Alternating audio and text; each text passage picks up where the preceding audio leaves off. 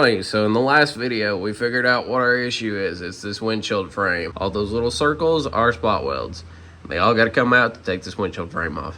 Setting on a milk crate on the trans tunnel, it's not ideal. And you know, this is the factory headliner in this Bronco. It's never been took out. This thing was very, very original, but it's sagging so bad. I don't know if I can fix it to where I could like keep it in here. I'm gonna have to take it down probably to brace this headliner, or this topper, unfortunately. That way it doesn't flap in the wind and make all kinds of noise. We're gonna try to get all these spot welds drilled out. I'm not gonna have a fun time.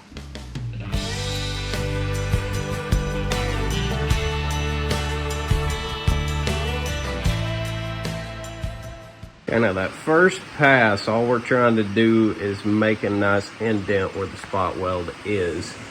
The second pass, I'm gonna come through with a smaller bit, slightly smaller bit, and just try to knock those on through in the dead center of where they're at. At least that's the plan. Anybody that tells you that drilling out these spot welds and replacing something correctly is not the worst time of your entire life, they are lying. Anybody can take something apart disrespectfully and just destroy it, but taking it apart respectfully is a terrible time. It's 10 times worse. By the way, that last video got 800 and some views just overnight for like no apparent reason. So if a lot more people are watching this, please subscribe and like the video. 3 hours later and 3 Milwaukee batteries later, I still have not got this stupid windshield frame off. I've went through every spot weld all the way through. But there's like this one right here is hanging, and like one over in here is hanging somewhere around that side. There's like 3 of them hanging me up, and I'm out of batteries. So I'm gonna go have to charge my batteries. Gotta be done in order for me to have a straight windshield. I mean, I could have, a lot of people have said I could cut the windshield, maneuver it, try to bend it with toe straps and all this stuff, but dude, I don't wanna put all that effort into trying to straighten out a crooked ass windshield frame just for the time to come to put a glass in it and the glass not fit or something. So I know mine down there, the glass fits perfect in it. It's a perfect factory windshield, perfectly square.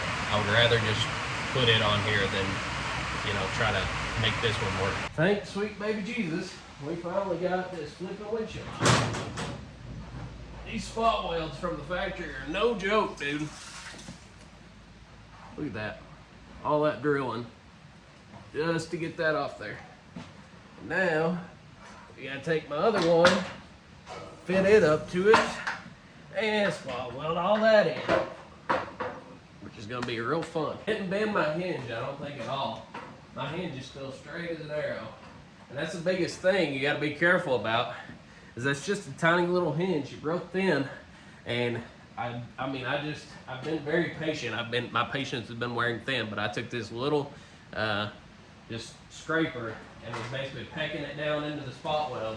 And if it didn't turn loose, I'd pull it back out, drill it a little bit more, peck it back down in there till it peck all the way through and knock it out. And I just did that the entire way down through there. So it took me about 4 hours to do that in total. But if you want to do it correctly and not mess up your shit, that's what you got to do. So here's the end result of it. It's every bit straight down through there. Whole hinge is straight. And now I'm gonna go grab my factory windshield and set it up on there and clamp it down, and we'll see how she fits. So here's my factory windshield that Bella is checking out.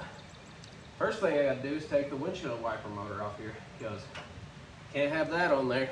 Hey, this has a date code on the side of the windshield wipers, July the 12th, 1972.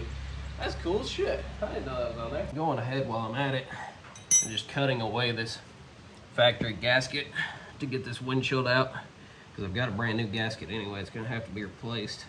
And what I thought was funny is there's factory overspray on the gasket. Like the Sequoia brown paint is all on this gasket. That's how much they didn't give a shit back at Ford in 1972 when they built this thing.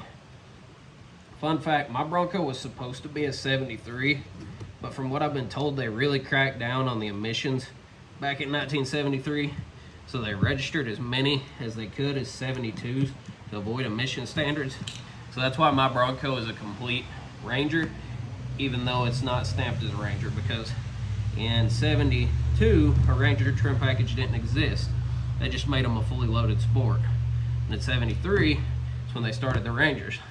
So by the late year 72, but it has all the amenities of a 73, which I thought was cool. Full houndstooth interior, power steering.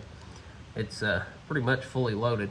Well, it is fully loaded for what a 72 would have been, because disc brakes didn't exist on them then. This gasket was actually still in really good shape and holding water out. I'm sure it probably would have been fine, but you know, it's got to come out to repaint the windshield when the whole body gets painted anyway, so screw it. What are you doing, Bella? Coming to see what I'm doing? People on the YouTube channel haven't met Bella yet. Bella's 10th birthday was this month. She's a half Newfoundland and half Pit Bull mix, which is why she's so big.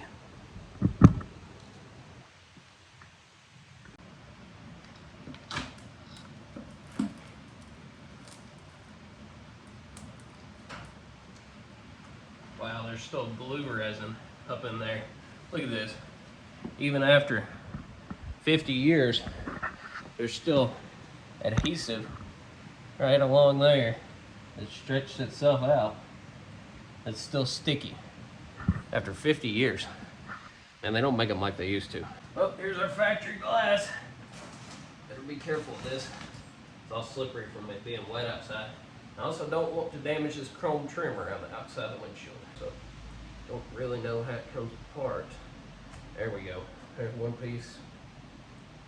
I need to make sure I keep these in the right order, because I will forget how they go back on. There's number 2. That goes like that. There's number, holy shit. There was like 7 million ants inside of that. They all just fell out when I pulled that piece of chrome trim off.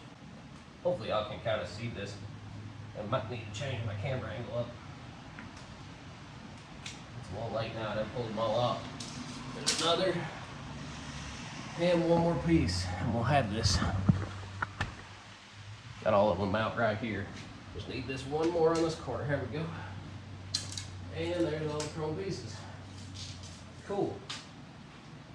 So, got the windshield out without messing it up. Got the glass out, and there's all the pieces of chrome trim. Didn't bend any of the chrome trim. Didn't break my glass. Didn't mess anything up. Call that a success. Well, 8 hours later, here it is. This is how a windshield frame should sit. Although I need to move this door forward still. But as far as sitting correctly, sitting dead center, sitting level like it should, sitting even, not sticking over on this side 3 inches like it was before, this is pretty perfect. Which, like I said, I still got door adjustments to make. This door needs to angle back. That door over there needs to angle forward. So I'm thinking what I can do, because otherwise this door's sitting perfect. So I'm gonna put spacers behind these 2 hinges to move this back slightly. That way that's lining up correctly.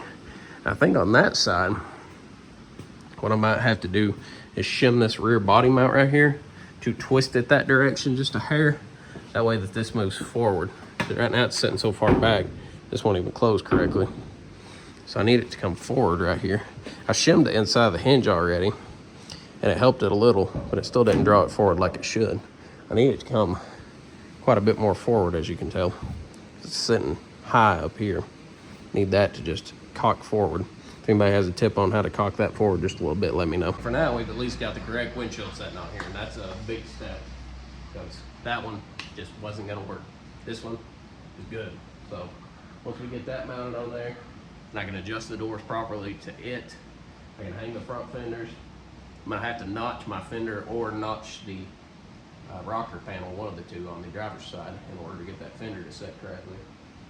Then I can mount the front clip up, and we'll be pretty close. I've got some rust repair to do on the doors, got some rust repair to do on the roof, and got a little bit of rust repair to do on the grill, but otherwise, we're getting pretty close. I mean, there's been nothing short of some headaches, but we're getting pretty close.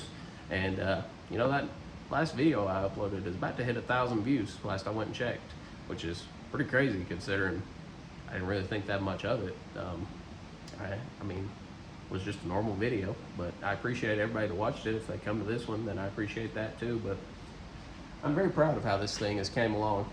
Very proud of it. Done the whole thing myself. And I'll talk to you guys in the next one.